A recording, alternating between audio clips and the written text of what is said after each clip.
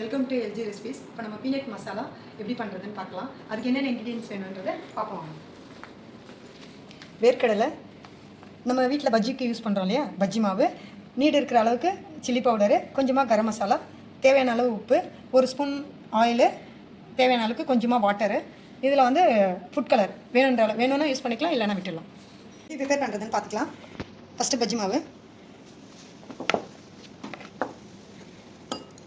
கொஞ்சமாக red chilli powder, கொஞ்சமாக கரம் மசாலா, தேவையான அளவுக்கு சால்ட்டு, ஒரு ஸ்பூன் ஆயில்,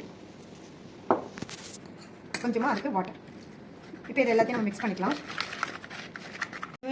இந்த பஜ்ஜி மாவு பதத்துக்கு எல்லாத்தையுமே மிக்ஸ் பண்ணிட்டோம். இப்போ இதில் வந்து வேர்க்கடலையே ஆட் பண்ணிக்கலாம்.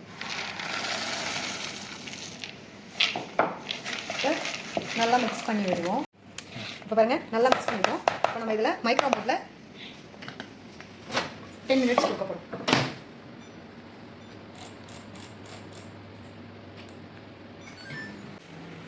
இப்போ நம்ம ஒவ்வொரு 2 நிமிஷத்துக்கும் ஒரு முறை எடுத்து கிளறி கொடுக்கணும். அப்போ தான் ஈவனாக அந்த கிறிஸ்பினஸ் கிடைக்கும்.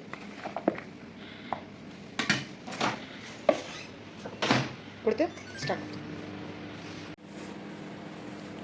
இப்போ ரெடி ஆகிடுச்சு, வாங்க பார்க்கலாம். பாருங்கள், நல்லா கிறிஸ்பியாக வந்திருக்கு.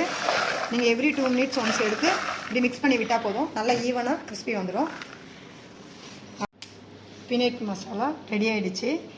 ரொம்ப லெஸ் ஆயிலில் ஹெல்த்தியாக டேஸ்ட்டாக ஸ்நாக்ஸ், ஈவினிங் ஸ்நாக்ஸ்க்கு நல்லாயிருக்கும். நீங்கள்லாம் ட்ரை பண்ணி பாருங்கள். தேங்க்யூ.